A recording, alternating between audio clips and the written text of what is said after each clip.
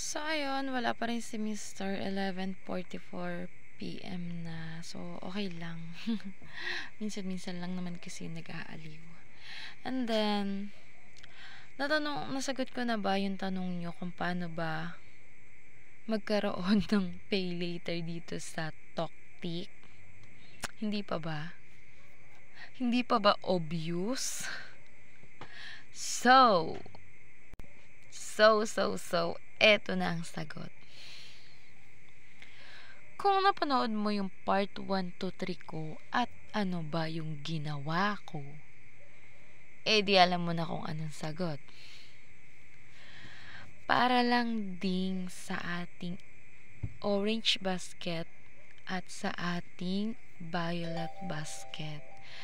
Kung gusto mong ma-open ang iyong pay later dito sa Toktik account mo,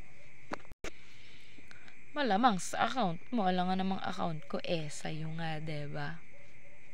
So, ano ang gagawin? Di umorder ka nung umorder! Sabi ko naman sa'yo kung paano mo makikita, punta ka lang dun sa order, makikita mo yun sa hanay-hanay doon. Pag nakita mo na yung pay later, ay naku mga mi, pindutin mo kaagad.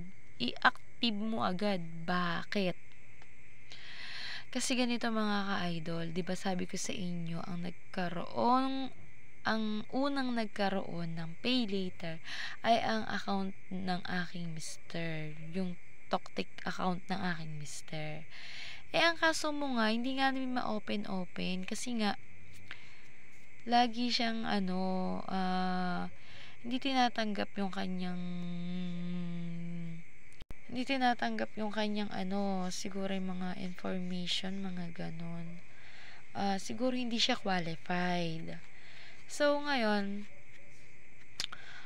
nakita ko nung minsan lang, parang kahapon ko lang nakita, ay nawala na yung offer ng pay later, mga ka-idol. Hindi ko alam kung babalik pa yun.